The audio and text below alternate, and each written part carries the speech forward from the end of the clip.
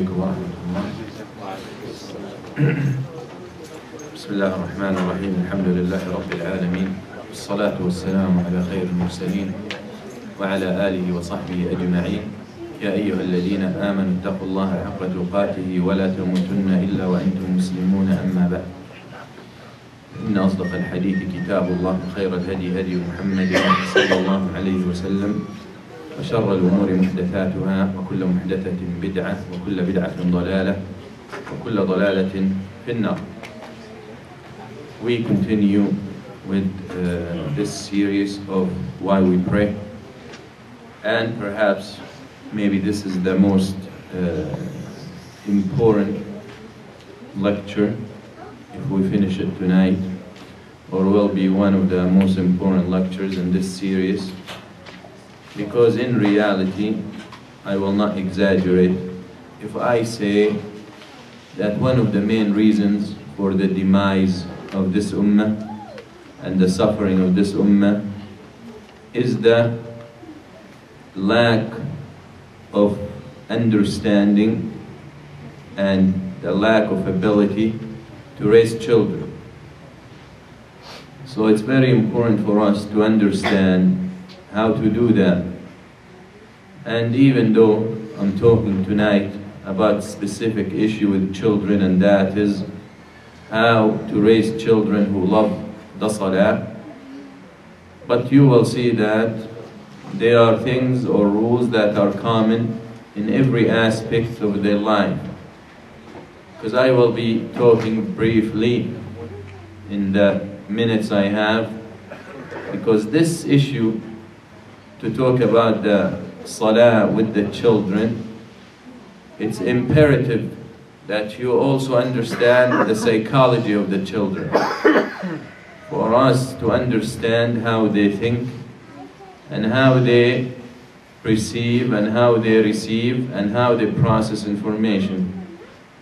If we can understand that, then it becomes easy, or I should say easier, to deal with them and to convince them. And the Prophet sallallahu alayhi wa sallam, كما في حديث معقل بن يسار المزني رضي الله عنه، قال رسول الله صلى الله عليه وسلم: ما من عبد يسترعيه الله رعية فلم يحطها بنصيحة إلا لم يجد رائحة الجنة.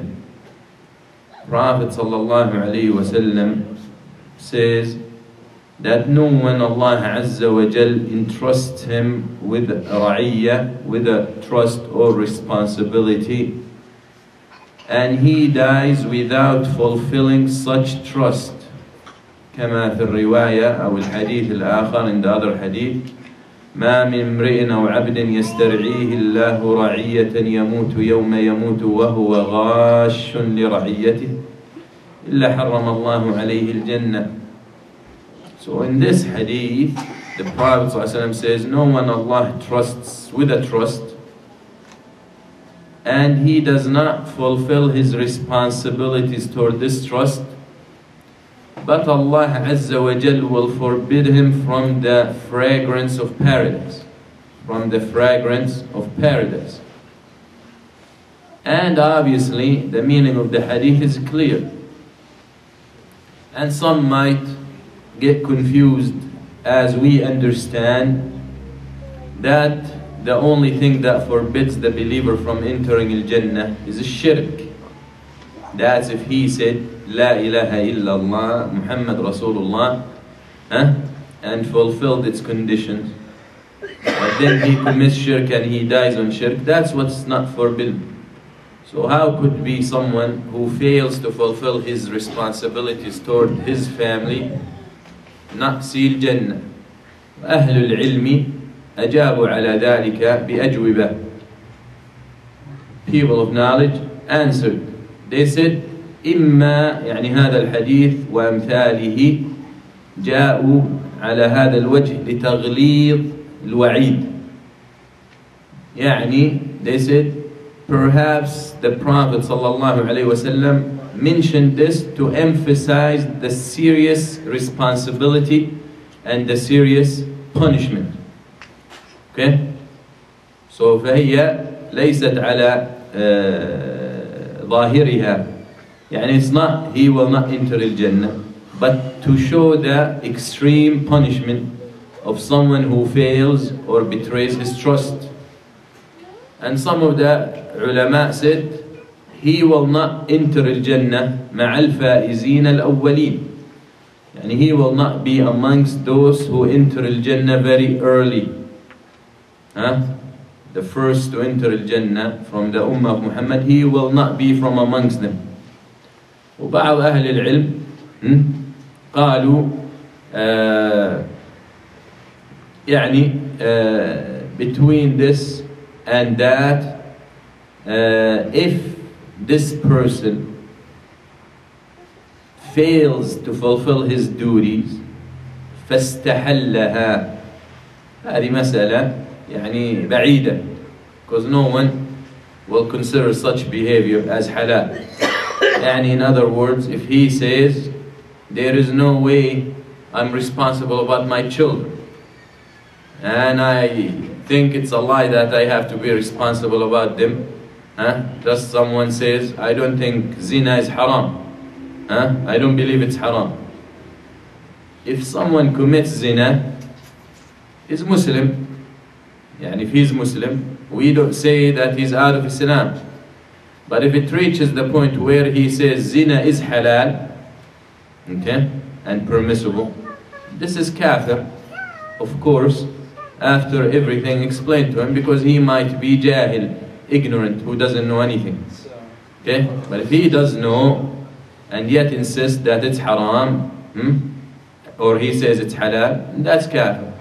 So that's why the ulama said, if someone says it's not haram to neglect my family, and it's not haram not to take care of them, and it's not haram not to raise them, and not haram to fulfill my responsibilities, not to fulfill my responsibilities, and they said he doesn't get to enter al-Jannah. وزاد الطبراني رحمه الله على هذا الحديث قال وعرفها يوجد يوم القيامة من سيرة أو مسيرة 70 خريفا. He will not find the fragrance of paradise, even though its fragrance can be smelled of a distance of 70 years. But Allah Azza wa Jal clearly made it forbidden for the believer to fail to fulfill his duties toward his family, and especially his children, because the children are the future of the Ummah. And as I said, it's really one of the main reasons for the demise of this Ummah is this, that the Ummah had failed to raise the children right. يقول الله عز وجل يا أيها الذين آمنوا قوا أنفسكم وأهليكم نارا وقودها الناس والحجارة. Allah Azza wa Jal emphasizes this point when He says, "O you who believe, save yourself and your families from a hellfire," as you all know the ayah. So obviously there is responsibility, especially the man. The people who want, who call equality and Islam is unfair to the women and this and that. Well, it seems that if we think their way, Islam is not fair to the man. If we're gonna think the way they think, well, what will make it fair? What will make it fair? If she inherits the same, and if her testimony in financial transactions are the same, what will make her the same? She can marry 4. These things make her the same or equal in your mind? Then why you don't mention that the man is the one who will be responsible and questions on the day of judgment about his wife and his children? Why you don't call for that, for equality, and say, well, we want her to be questioned as well, the same way he will be questioned? Why you don't call for equality by saying, we need her and she needs to spend on the house the way the man needs to spend on the house? Why we don't hear that? But Ahl al-Fusuq and Ahl al-Fujur and those people, all they want is they just calling for things, and unfortunately you find a lot of hypocrites amongst this ummah, or naive or ignorant, who fall for this. So they start calling the same call. You want to call for equality, then let's do it equal all the way, huh? The whole way. And they won't be able to do it. So Allah Azza wa Jal put a major responsibility, and that's not to say the woman will not be asked. Indeed she will. But the man is the one Allah Azza wa Jal put in charge of the family. So his burden is heavy and his responsibility is mighty. So he needs to understand this responsibility. So obviously we can see by combining between this hadith and this ayah the serious responsibility of raising and upbringing children in the Muslim family. And honestly, today on Facebook there was a post showing a child who's hugging his father, picture, and it said, if you love your dad or your father, put like or say so. Allah ya ikhwa, if you read the comments of people, you will be shocked. Perhaps out of the 20 or 30 posts I just read, and there are more, maybe 5 or 6 people love their dad. Those who did not say no, curse their dad. But you will be surprised to see how many said, I never met him, so I hate him.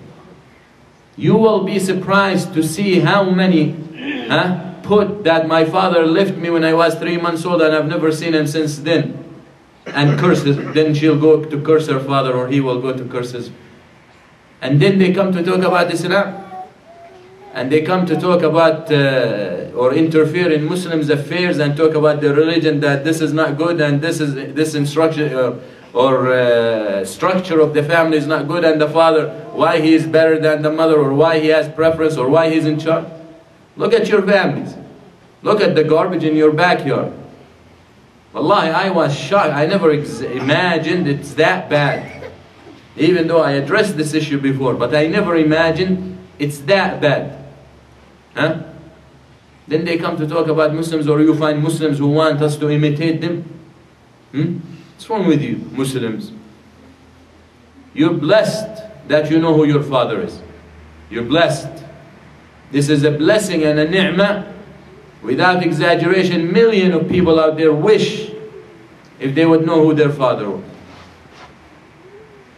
وأنت تتكبر على النعمة, and you're arrogant with the blessings that Allah Azza wa Jal had bestowed upon you by making you Muslim. So very important to understand that. That's why everything in your life is a blessing from Allah Azza wa Jal. علمها من علمها جهلها من جهلها. But where are the thankful one? وقليل من عبادي الشكور. And few from amongst my servants are thankful. When they ask me, why you can have this and boyfriend and girlfriend and these relationships, for one main reason. Because these people, you're talking to them because it's haram, they don't understand that. Muslims today don't understand saying haram. For one main reason, we want our children to grow up knowing who their fathers are. That's good enough. That's good enough. And most probably, and there is a very high chance and probability that you're talking to someone who doesn't know who his father is.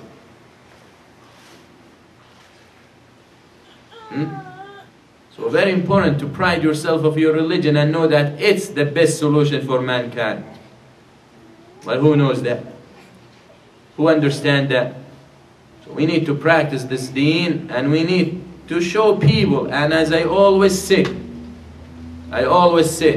address people that you want to make da'wah to with the simplest things. Simplest things. Because this deen is a deen of simplicity. With the common things. Common sense. I believe that how often you see people telling you that I became Muslim because I saw the moon splitting, or I read about the moon splitting in the Quran, and then the facts and NASA and pictures. or the science facts in the Quran. Very few. Compare, there might be many, but compare to those who become Muslim because they sense naturally they're being called by the words of the Quran and the Deen. It's a very little percentage. Because most people do not understand it. He will not, if he does not have a scientific background, he will not appreciate a lot of those facts. Because he might not be able to understand. But every human being has that fitrah that Allah Azza wa Jal instilled in their hearts to understand the simplest things. Then some people who have higher intellect or higher education, you might need to step up a little bit. But keep it simple. فَلْيَكُنْ أَوَّلَ مَا تَدْعُوهُمْ إِلَيْهِ شَهَادَةُ أَنْ لَا إِلَهَ إِلَّا اللَّهِ. Let the first thing you invite them to, as the Prophet ﷺ told Mu'adh when he sent him to Yemen, Shahadat an la ilaha illallah. It doesn't get simpler than that. One God we should worship. طب انت imagine you're Christian and you want to invite people to Christianity. So you go to the foundation or the fundamental of the religion. So what you gonna tell him? God died for you. Really? Human fitrah will not accept that. Or you tell him God is 3 in 1. Really? So look at the simplicity of Islam compared to other. Look at the billions. Look at how much money they're spending to spread Christianity. Billions and billions of dollars. There are over 70 in US, 70 channels and radio stations to preach Christianity.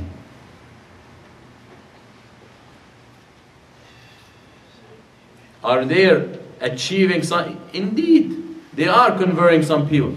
But they have to spend all that to achieve that.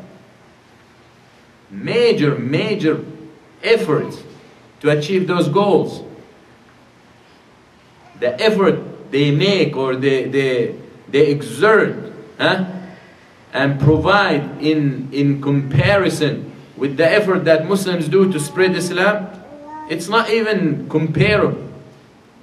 Yet Islam is spreading faster.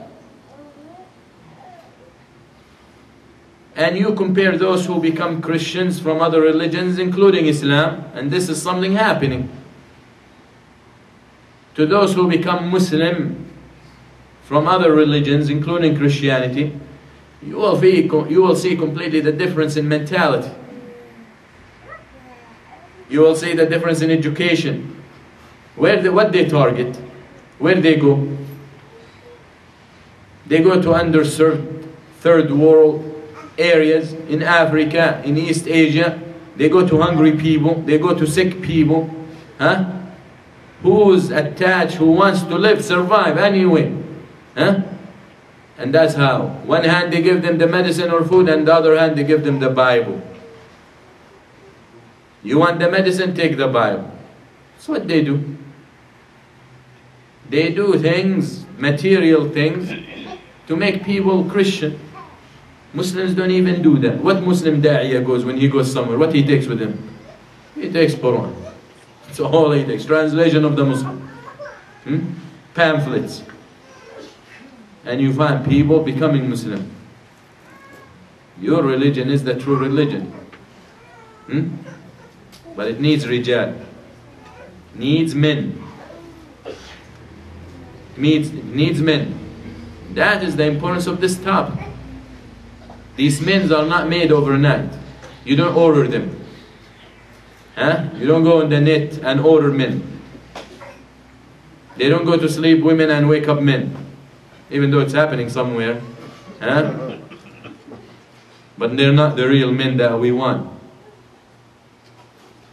Men are made over years. Men are made. It's a long process. But the consequence and the results and the finished product is pleasing to the eyes and the heart. That's where we need to put most of our effort. in our schools to raise children right, to raise a new generation. And what you see in the Muslim world today, who did that? Those people whose parents were introduced to the deen. So they tried their best to raise their children on the deen. That's where you start seeing some change in the ummah. When the people overall start changing. Because Allah said that. And for people to change that easy is you just build them right. As Allah Azza wa Jal tells us the most or the normal behavior of people. They don't want to change how they were raised. And as they said, if you heard a mountain moved from one place to another, believe it. But if you hear a man change his mind and his opinion, don't believe it. One of the most difficult things. So very important to understand that. So we have shortcomings and insufficiency and deformity in the way we look at our children. Our children are not only toys that we can play with. Oh, she did this, she did that, he sings this, Man, these children are the future. So we need to put extra attention to what we are instilling in their minds and hearts. Again, they're not only toys to play with and to carry around. So very important that we realize this thing, and that they are the true future of this ummah.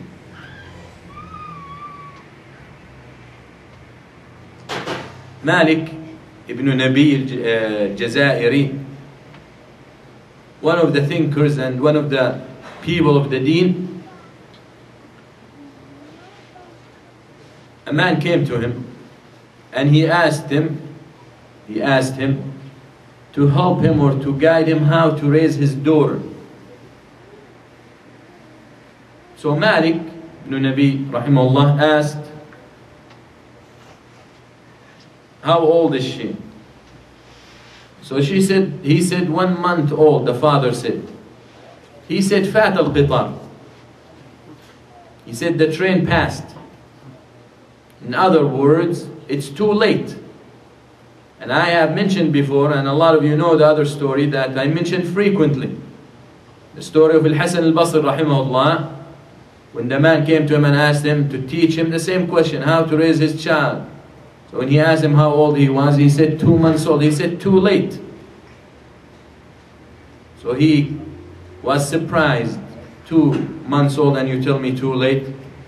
فقال له الحسن رحمه الله بدأت تربية ابنك يوم اخترت أمه. You started raising your child the day you chose his mother. So Malik ibn Nabi rahimahullah said similar thing. But he looked at it from different perspective. Then he said about himself, then I felt that I was harsh on him, on the father. But then when I reflected, I realized that the child, when his baby cries, so his mother gives him her breast so he can get quiet. So he's raised thinking that if he cries, he gets what he wants. So he grows up old. So when the Jews and the Israelis and the enemies beat us up or beat him up, he cries because he thinks that day he's gonna get what he goes to the United Nations and he cries and screams, thinking that he's gonna get what he lost. And that's a reality. That's a reality. We have a generation that was raised with the humility. Look at Egypt today. Look at Egypt today. Well, since the revolution, everyone talks about Egypt.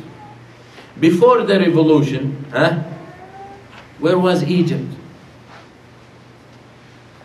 Who was talking about Egypt? Where was Egypt on the map?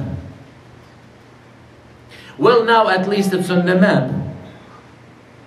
But then you find those who call themselves opposition, going with weapons and going with Molotov bombs and going with the machine guns, and because they don't want it. Those people were raised humiliated, were raised with khunu' and dhul, were raised undignified, so they missed that. They cannot accept, they cannot imagine, their minds cannot take them to think that they don't understand what it means to be honorable. So they will go on the street and they will do their best so Egypt can go back the way it was. We don't want those children anymore. Now you go to those people and try to change them, the mountain is most probable to move. Where in the world that opposition goes on the street with weapons? And what kind of opposition is that? That the leaders are people from the previous regime, or someone who destroyed Iraq, killed on his hand is the blood of 1.5 million Iraqi children. And people or children still born deformed from the depleted uranium that was used by the states in that war. Now he is concerned about Egypt. And Allah Azza wa Jal puts the solution for this. Obviously these people are refusing any kind of solution. إنما جزاء الذين يحاربون الله ورسوله ويسعون في الأرض فسادا أن يقتلوا أو يصلبوا أو تقطع أيديهم وأرجلهم من خلاف أو ينفوا من الأرض. That's the only. You want to follow Sharia? This is the solution. Indeed, the punishment for those who fight Allah and the Messenger and spread havoc in the earth, to be killed, أو يصلب, or to be crucified, or their limbs to be cut and chopped off in opposite, or to be exiled from them. That's the only language these people understand, because they're not listening. هذه حد الحرابة, حد الحرابة. And what they want, or actually there is one thing they don't want. What they want, many things, but there is one thing they don't want. They don't want Islam. And they said it. They said it.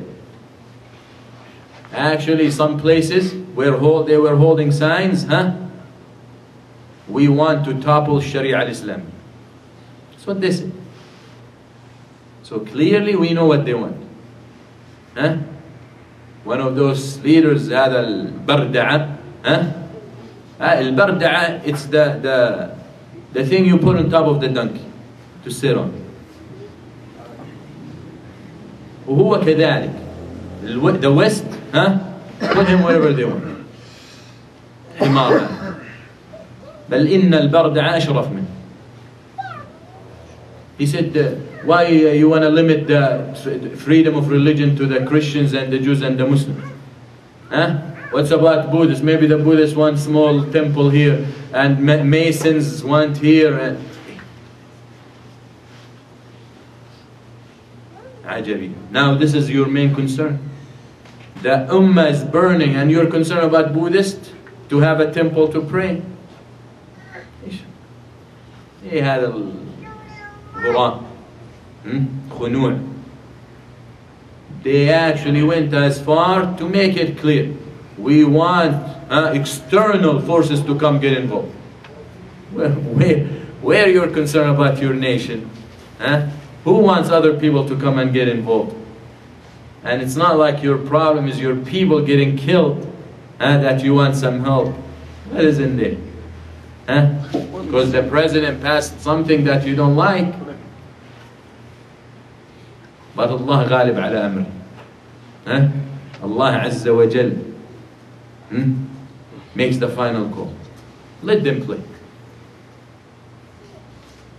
Let them.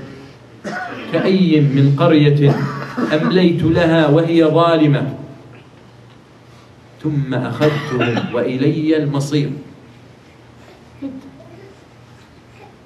Wallahi alladhi la ilaha illahu. If the people are in Egypt, including the president, are sincere to raise the deen of Allah Azza wa Jal, Allah will give them victory, because Allah promised. And if the people in Syria are sincere to raise the deen of Allah, Allah will give them victory. Because الظلم لا يقبله الله عز وجل ولو كان من المؤمن. الظلم and oppression Allah refuse, even if it's coming from a believer. Very important to understand the sunnah of Allah Azza wa Jal. So he said, Malik ibn Nabi, he said, well, the child cries, his mother gives him what he wants. He grows up to believe that if he cries, he gets what he wants. The Jews hit him, he goes to the United Nations to cry and scream. And exactly that's what happened with this issue of Palestine and a state. Well, what is a state? Allah, every day start thinking more and more about, are we kidding ourselves? Now you find that Palestinians, now we have to have wahda wataniya, national unity between the West Bank and Gaza, and finally the Sultan, the Palestinian Authority, will be united with the Hamas and all that. Well, if they did not vote for you in the United Nations to be a state, then you should have been continued to be divided. Well, how long you've been divided? Long time. There is no excuse on either side. So now the United States finally allowed you to get united. How are you going to get united?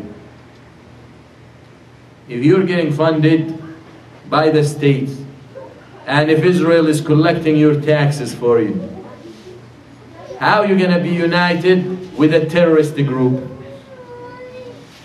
Isn't Hamas a terrorist group in US and in Israel? How does this make sense? Ajib amruhum. So, talking about this topic, the children and Salah, studies had proven that the first 5 years of the child life, who's crying, take care of him please. The studies had proven that the first 5 years are very crucial in the future of the child. The first 5 years, very crucial in the future of the child, what he will turn out to be. وهذه أسباب. Someone say, well, I know this guy who was abused when he was little, now he's da'iya and he's sheikh and he's president. There are exceptions for the rules. Every rule has exceptions. Now you want to look at the norm. So the very first 5 years of the child life is crucial in what he will grow up to be. Very important. So if we understand that, then we need to focus and really take extra care of this stage of the lives of our children. Even some studies show that the period of pregnancy is important for the child. The period of pregnancy is important for the child. And they did studies and they had noticed that when there is continuous recitation of the Quran by the mother while she's pregnant, it's easier for the child to memorize the Quran at early age. Okay? So very important to understand all these facts, and add to that encouraging him to when he does something good, as we will talk about this. So the way that we're supposed to raise our children, knowing who they are, the way we're supposed to take care of their body physically, the way we should take care of their aqidah, who Allah, your Prophet, Islam, this and that, the Iman. We also need to pay attention to their ibadah. Because the translation of al-aqidah is al-ibadah. Very important. You can raise your child, where is Allah? And you're happy when he or she points out up, Allah up, where is Allah? And she or he raises his hand, or you hear him saying Allahu Akbar or reading Al-Fatiha. Great. But we want also to move to the next level by teaching them how to practice. Because if you look, seriously, if you look at the hypocrites, which now obviously they're becoming more open, they're out of the closet, you see that they know these things. But you really can't tell where they stand when it comes to the ummah when you see their ibadah. It's easy for the hypocrite to sit and tell you Arkan al-Islam, Shahadatu an la ilaha illallah wa anna Muhammad Rasulullah, Qam as-Salah. But where is his salah? You really can't tell who he is if you look, as we said before, when you look at his salah. Is he preserving the salah? If he's concerned about the salah, do we see him at the salawat? Do we see him at the masajid? This is a criterion. This is a criterion. كما قال النبي صلى الله عليه وسلم ولا يحافظ على الوضوء إلا مؤمن. And only a believer will always preserve his wudu, will always make sure that he's in a state of wudu. والحديث الضعيف إذا رأيتم الرجل يرتاد المساجد فاشهدوا له بالإيمان. Weak hadith. But with a lot of people, inshallah, it works. The fact is, the meaning, that if you see someone attending the masajid frequently, testify for him al-iman. Because that is an ifr. Well, even though today you find spies attending the masajid, and snitches, but in general, with putting those aside, in general, someone who cares about his deen will attend the masjid. My brother tells me he went to Jeddah and he was in a cab between Jeddah and Mecca, and he's talking to the guy, and the guy is in his 50s. He said he never entered the Haram. Never entered the Haram. هذا منكوس. هذا Allah Azza wa Jal took his heart away a long time ago. هذا because of him, because of who he is, Allah Azza wa Jal took away tawfiq from his life. يعني إبراهيم عليه السلام وجعل أفئدة من الناس تهوي. He makes dua. Make groups of people want to come here to Mecca, and this guy tells you, I've never walked into the Haram. هذا هو خسران المبين والله. So it's very important for us to raise that love for ibadah in the hearts of our children, especially the salah. As we have established in the last few lectures, 3 or 4, we established the significance of the salah, why we pray. Even though this topic is separate than the title of the series, but we will continue with it. The series or the lectures I gave you is the series, why we pray, from the Quran and the Sunnah. But now we need to take it a step further, and that is how to raise an ummah that loves to pray. How to raise children who love to pray, who love the masjid. Because he who accepts and who loves to put his forehead down for his Lord will refuse to lower his head for other than his Lord. Will refuse. Because love of a humiliation with Allah is al-ibadah, ayn al-ibadah. Love to humiliate yourself by putting your forehead on the ground for your Lord is al-ibadah. فَإِنَّ الْعِبَادَةِ الذُّلِّ الْكَامِلِ وَالْمَحَبَّةِ الْكَامِلِ. The complete dhul and humility and the complete love is al-ibadah. Amma if he puts his head down only to humiliate himself without love, that's a humiliation. If he can do it with Allah, he will do it with someone else. See the difference? If all he does is lower his head on the ground out of a humiliation, but love did not find his heart, then he is accustomed to humiliate himself. And Allah doesn't want from you humiliation for him alone. He wants humiliation with love. So we need to raise people who understand these facts. So how are we going to do that? Huh? How are we going to raise them? How are we going to make them love it? Is what we will be talking about in the next few minutes. And it seems next week, inshallah. يقول النبي العمدة العمدة and الأصل and the fundamental hadith in this issue is the hadith of the Prophet sallallahu alaihi wasallam when it comes to the children. مروهم بالصلاة لسبع واضربوهم عليها وهم أبناء عشر وفرقوا بينهم في المضاجع. He sallallahu alayhi wasallam said, order your children to pray when they reach 7. Hit them for not praying when they reach 10. And we will talk about the meaning of hitting. So don't jump your guns. Huh?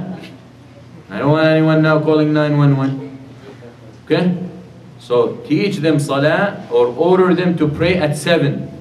And the wording is very important. Muruhum, يعني order them to pray at 7. Hit them or hit them when they reach 10. وَفَرِّقُوا بَيْنَهُمْ بِالْمَضَاجِعِ and separate between them in the beds. Now they're old, so you don't put boys with boys or boys with girls with their sisters because they're young. La. We have to reach a point where we separate between them in their beds, and this is not that topic. But the first two parts of the hadith, order them to pray at 7, beat them or hit them on it at 10. So what we have to do as parents, and I will emphasize it, as a father, and the mother has major role. But why I said the father? Because the mother, it seems that our mothers know their job. And the problem with the fathers, who think the mother needs to do everything. And I'm working to make money for you and your children. Really? As if they're strangers, and he picked them off the road and he brought them to his house and now he is supporting them. So this is your wife and your children. You're not doing them a favor. You're fulfilling your duty. You have no right to tell them I'm working for you. This is your responsibility. So I want to direct my speech to the fathers, but of course the mothers equally. But the fathers are missing the point that they are responsible. So imagine if the mother fails and the father thinks he's not responsible. What happens? Your children will get, you will get no on that post. If you love your father, say yes. Be careful. So the first thing, obviously, that we need to do, قدوة الصالحة, the good example. You want your children to love Salah? Pray. And love it. First, there is nothing before it. You can sit and make dua all day long. If you don't pray, you really think your dua will be answered? You're not praying. For a lot of Ahl al-Ilm, you're out of Islam. How is the dua of a hypocrite will be answered? If you're saying, oh Allah, make my children pray, and you're not praying, that's hypocrisy. And we know where the hypocrites' hearts are. So obviously your heart is not with Allah Azza wa Jal. The result is what? The dua is not answered. So you have to be an example. You have to be a role model. With anything you want your children to do, you better be the first to do it. That's a fact, that's religious, that's social, that's psychological, that's any field you bring me, they will all agree. All mankind most probably agree on this. That you want your children to do something, you better be the first one to do it. Very important. The children, as psychologically, they believe that anything the parents do is right. Children believe anything the parents do is right. So beware what you do in front of them. And here you raise your child seeing you doing specific thing. Haram. Al-'iyadu billah.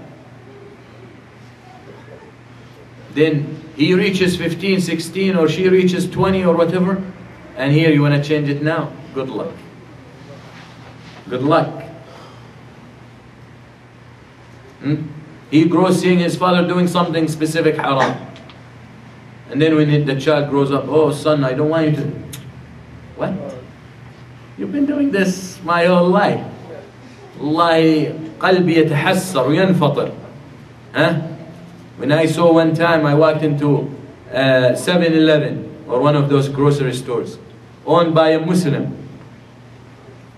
My heart broke when I saw his child, maybe 6 or 7 years old, stocking liquor in the fridge.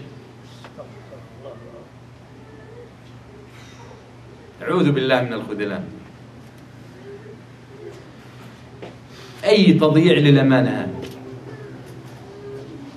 What level of betraying the trust Allah entrusted you with this child reached? For what? You can pay a guy $6 to do that for him. That $6 more important to you than your child. كما قال وينشأ ناشئ الفتيان فينا على ما كان عوده أبوه.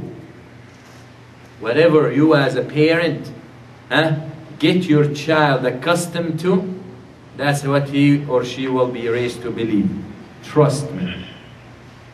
You might hear people converting and people, but in reality, the number of people convert in the world from any religion to another religion, compared to the rest of the number of the world, very little. You got 7 billion people in the world. How many people converting? From any religion, not Islam to Islam, from any religion to any other religion. Very little. The chances, كما قال النبي صلى الله عليه وسلم, كل مولود يولد على الفطرة فأبواه يهودانه أو ينصرانه أو يمجسانه. Every newborn is born on the fitrah, in Islam. Then his parents will either make him Jew, raise him Christian, or Zoroastrian, or this Majus, or anything else. Rather, the Prophet ﷺ, not للحصر هنا, not to limit it to those three, but just examples. ضرب المثل. How many of people whose parents raised them Jews leave Judaism? How many people that their parents make them Christians or raise them as Christians leave Christianity compared to the rest of the Christians in the world? How many Muslims, their parents raise them Muslims, leave Islam? But on all YouTube, I came across 5 or 6 people who claim that they left Islam to Christianity. So the reality is, very few number compared to the number of people will leave what they were raised to believe. So remember this fact. So the exception does not nullify the golden rule. The golden rule is, how you raise your children, they will live and die like that. Exception here and there, even if they seem too many, in reality they are very few compared to the rest of the world. And also one of the psychological facts, that at the age of 6, until the age of 6, the child the child best learns by watching rather than theoretical. To pray in front of him, most probably better than a million lectures telling him to pray at this early age. At this early age, 5 and 6, المشاهدة and the practice in front of the child will indeed be more influential in his mind and stick longer and more effectively than you're telling him what to do. So you need to pray. That's why the Prophet ﷺ would pray al-Fariḍah in the masjid. But what? He will pray nawafil at home. Because he didn't want, as he said ﷺ, don't make your homes graveyards. Don't stop reading Quran in your homes. But Salah has Quran. Sallallahu alayhi wa sallam. Because most probably people don't take their children to the masjid for fariḍah, but we still need to expose them to this. Okay? So he ﷺ used to pray nawafil at home, al-fariḍah at the masjid. You understand? So as I said before, and I made this big statement, and some people might criticize me for it, but I said there is no psychological sound fundamental, but you will find its origin in Islam. Now psychology is full of fill the blank, full of nonsense. But what makes sense you will find somewhere in Islam. In a story, in a hadith, in an ayah, in a behavior, in a sunnah, you will find.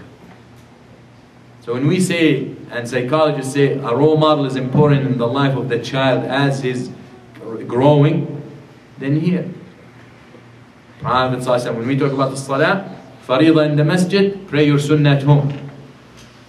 So your children can see you, they can imitate you. So this, remember, until age of 6, the child best imitates what he sees, or what she sees, rather than what he hears. Okay? Very important. Second thing, dua. Now you're someone connected with Allah, mashallah, preserve your prayers, praise, dua. And where is the best time to make dua? In your salah, in your sujood. إن العبد أقرب ما يكون إلى ربه وهو ساجد. The person the closest he can be to Allah while he's in sujood. Okay? So dua for Allah Azza wa Jal أن يصلح أبنائك. Dua, asking Allah and begging Him to fix your children for you.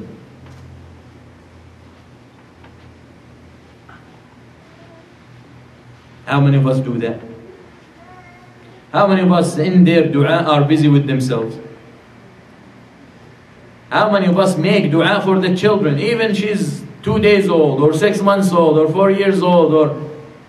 Do not forget your children from that dua. That Allah Azza wa Jal, to make them salihin, to make them righteous, to make them pray and love the prayer. Ibrahim alayhi salam يقول رب اجعلني مقيم الصلاة ومن ذريتي ربنا وتقبل دعاء. One of the major du'as of Ibrahim alayhi salam, oh Allah, make me someone who establishes and preserves the prayers as well as my family. Make them the same. What he chose from all these ibadah? He chose salah. He chose salah, and I told you before. If you see someone preserving his prayers and concerned about the time of the salah, and he will not miss salah for whatever, know that this one has something good in his heart.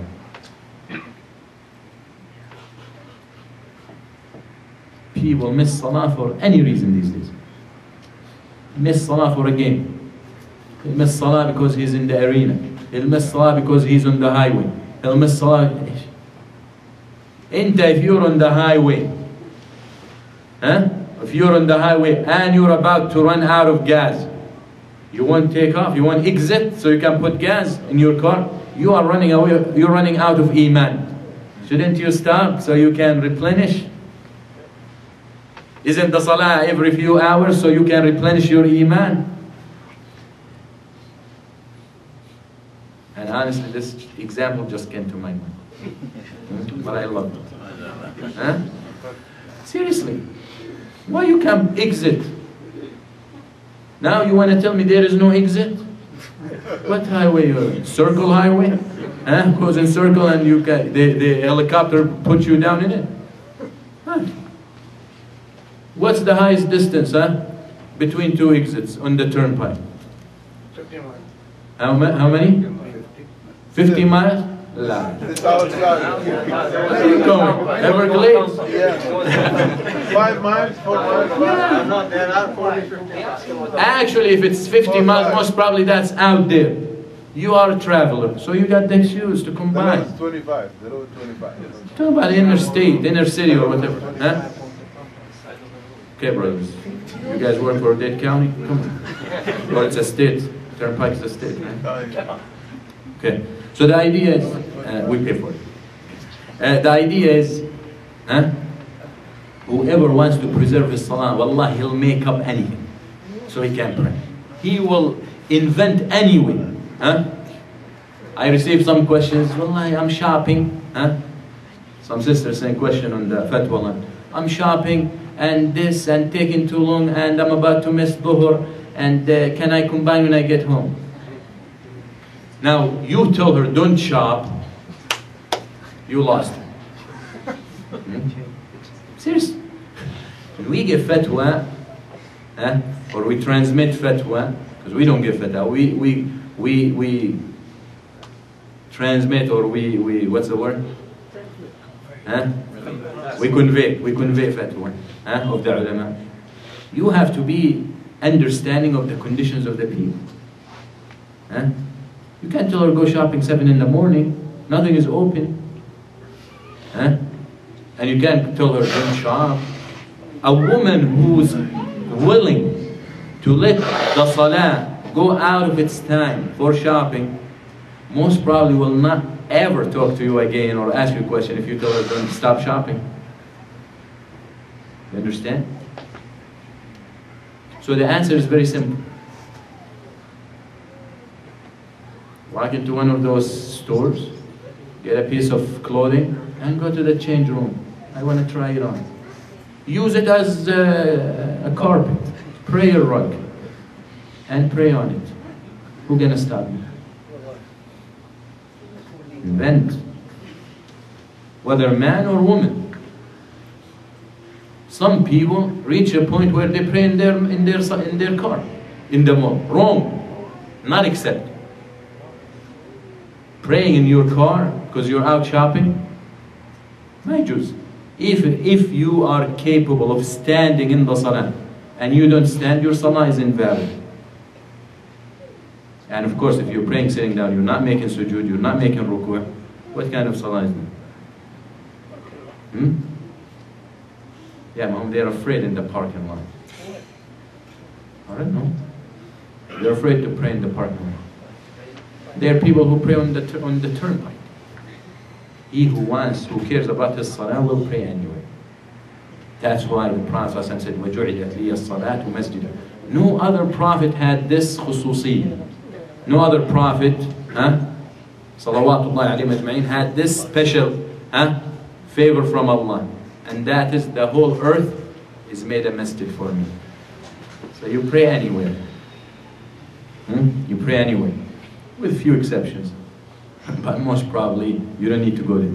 But you pray anyway. So no excuse. And then if you say, I can't, then you stay home.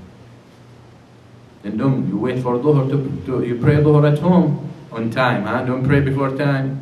Still not valid. Allah, I received those questions. Allah, I have to go to a meeting or I have to start work at 12 and dhuhr at 12:10. Can I pray before? No. Will Allah put the dates for you just to skip? Or the times? Ya ikhwa, we need to take this deen serious. This deen is our falah. وَالصَّلَاةِ حَيَّ عَلَى الْفَلَاحِ.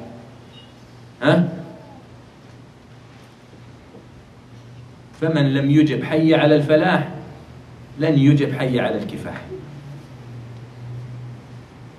Who is not willing to answer حي على الفلاح will not answer حي على كفاح. Welcome to the struggle.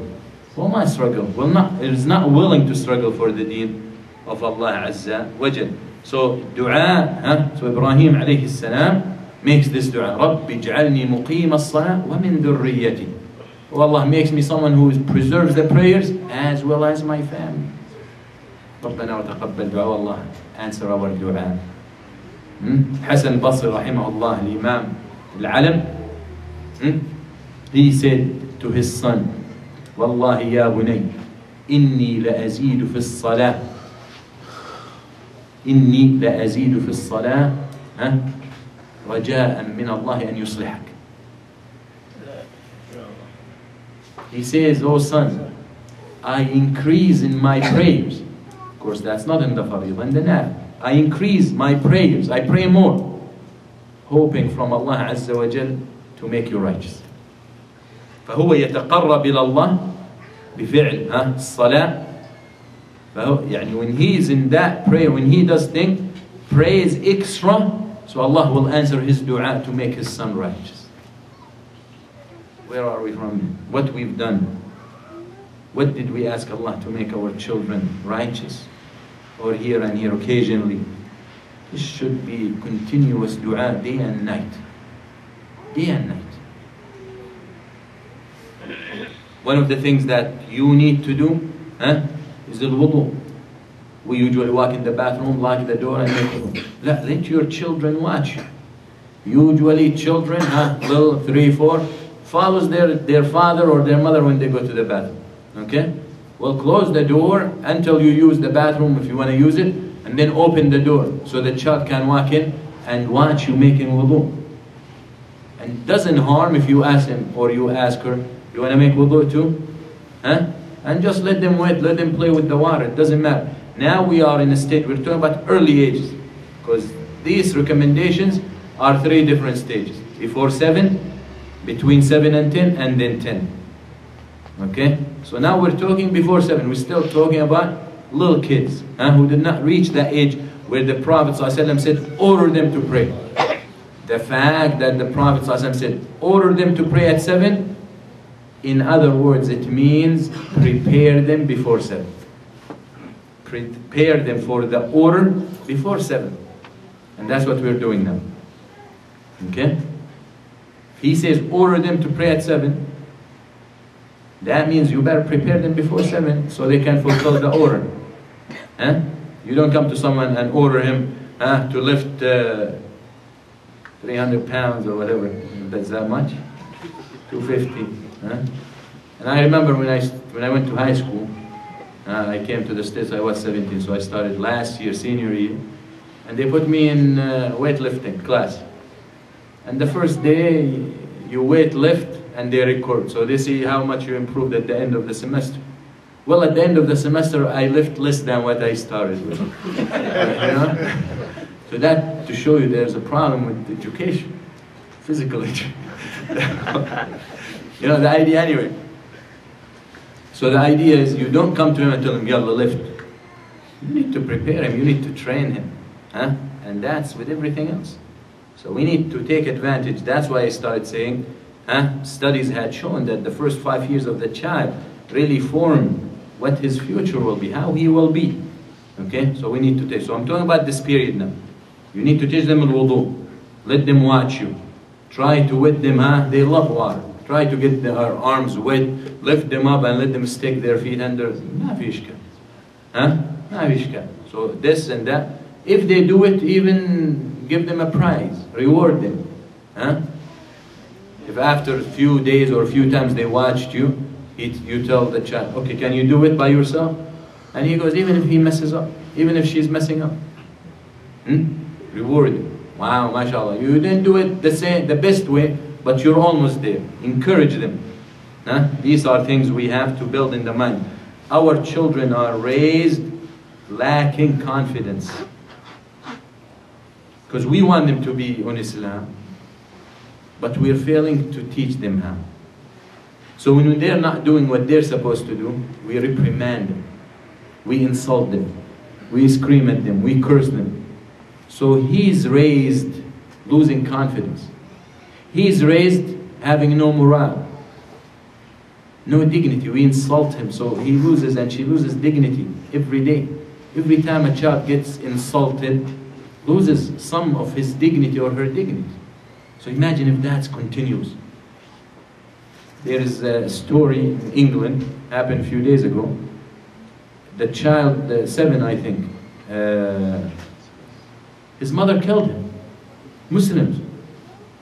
His mother beat him with a stick, put him to sleep, while he's mumbling. Walk after a couple of hours, he's dead. Do you know why she beat him up for? Because he did not memorize the part of the Quran he was supposed to memorize for that day.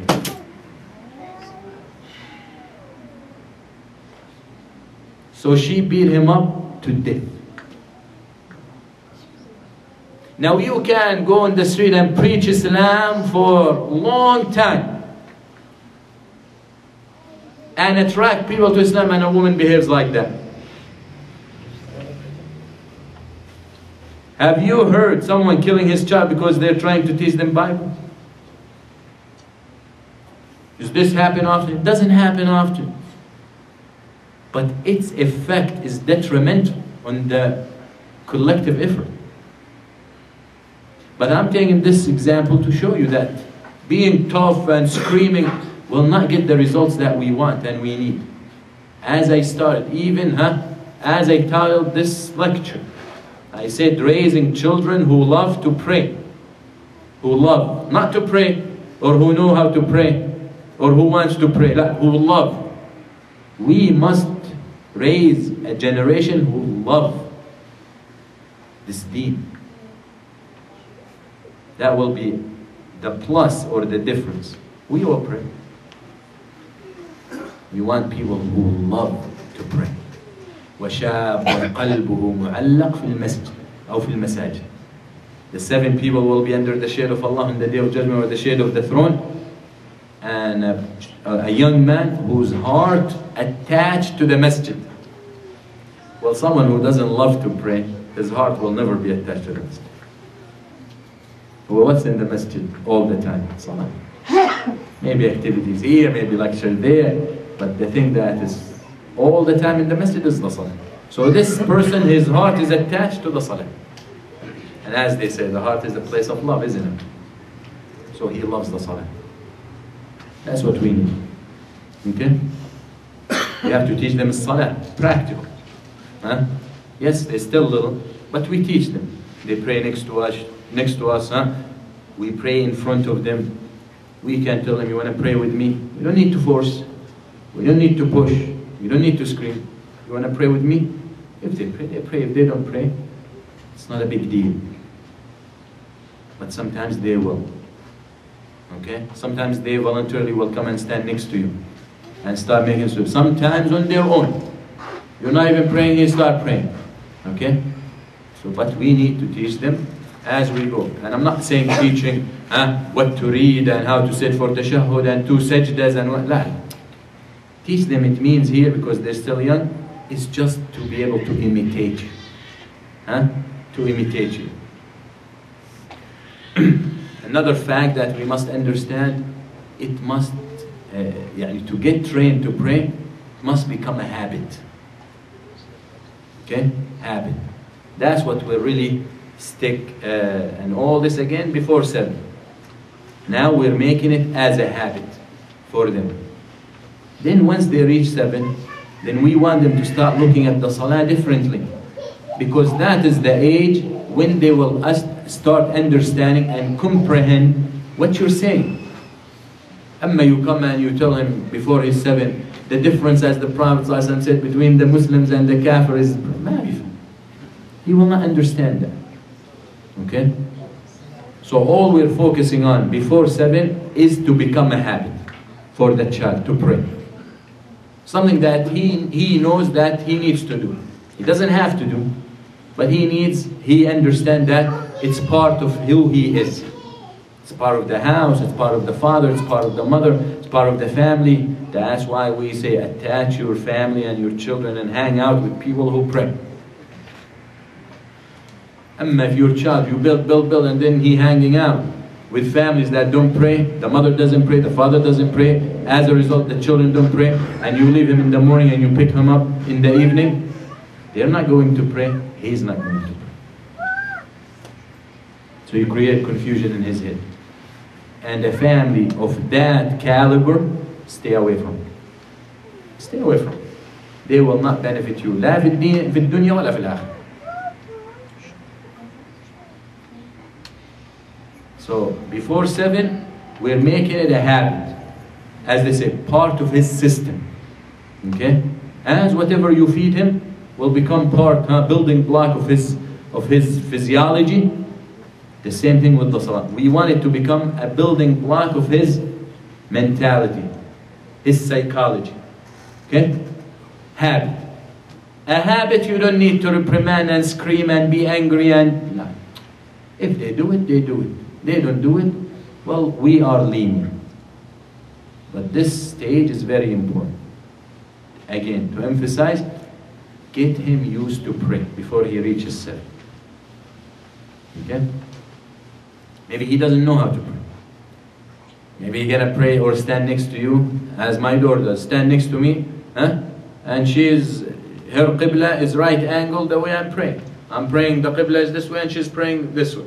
So every time I go for sujood, I have to push her because she makes sujood before me, in front of me.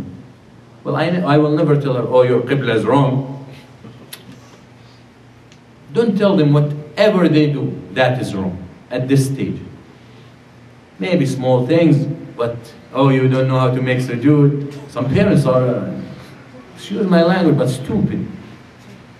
If you tell 5 years old, your sujood is not right, you cannot make sujood like this.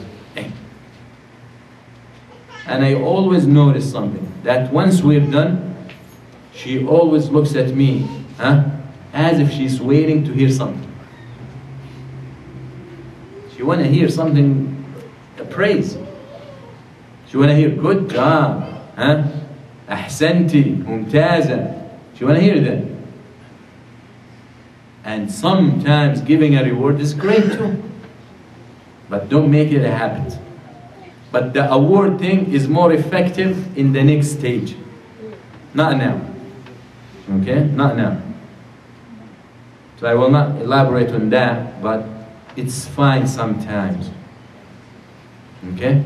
But if she prays next to you, if she's wearing shorts, if he's wearing shorts, his knees are showing, making sujood, don't tell him awra and masha'ala. Don't make, oh, you didn't know how to make sujood. I know. Some parent, he starts comparing himself to his 5 years old. I know how to pray, you don't. Yeah. So you're insulting, you're making him lose or her losing confidence. I keep using her because I'm stuck with 2 now. You know? So Allah anja'alu ma wija'an li min an-nar wa li ummihim. So the point is, we have to understand that you are talking to a child. You're talking to a child. You're not talking to an adult. Okay? And that is very important to keep that in mind the whole way. The next 2 stages. Who you're talking to. Because if you understand who you're talking to, then you will understand or you will know how to deal with it. And you're talking to 4 years old as if he's 15, good luck. Good luck being successful. You will never get anywhere. And they will outsmart you too. Very important. They complain. They will complain about anything. So if you make them, criticize them for the way they're praying and they're 4 or 5, they're going to start making excuses not to pray. They complain about it, and if you have children, you hear them. Complain about everything. Yeah, and the other day I bought her ice cream. So she complained, it's too cold. It's ice cream. You know? Yes, if they will make up something. It's too cold, but I will eat it. Okay, very, you know. So it's very important to understand their level of thinking. Huh? Explain to him. If you want to explain, explain. If he grasps or she grasps anything, alhamdulillah. If doesn't, fine. I didn't expect you to understand anything from the beginning anyway. But they might be able to take 10%, 15% of what you're saying. That's an achievement. Okay? But don't be tough and harsh and hard and start breaking things if they don't pray while they're 4. Alright? So we have to be smart. So, in summary, this first stage from birth until before 7 years old, we deal with it to make them receive a salah or make it part of their system as a habit. The way we have to eat in the house, we have to pray. The way they see you sitting down, coming from work, sitting down to eat, we want them to see you getting up and praying. Then they start understanding this as what? Oh, it's part of the system. It's something we have to do. So you don't just come, eat, sit and start watching TV. Not even. Then they will start thinking, oh, it's part of the system to watch TV. So what, they're going to grow up? Huh? Not watching TV? Yeah. You come home, pray. So they understand, oh, Baba or Mama or Daddy or whatever they call you, will come from work, immediately he makes wudu and pray. So they grow up believing that when I come back from outside, I go to the bathroom, make wudu and pray. That's what aada is, that's what habit is. And then once they can comprehend a little more, and that's when they reach 7, and the command comes there, then I can start explaining more. And we will talk next time, inshallah, about the last 2 stages. When they reach 7 to 10, and once they reach 10, how we need to deal with them. And inshallah, you will benefit a lot, and you will see things that we take it for granted, but it's very fundamental in the way we can change the behavior of our children. أقول قولي هذا وأستغفر الله لي ولكم وصلى الله على سيدنا محمد والحمد لله رب العالمين. السلام عليكم ورحمة الله.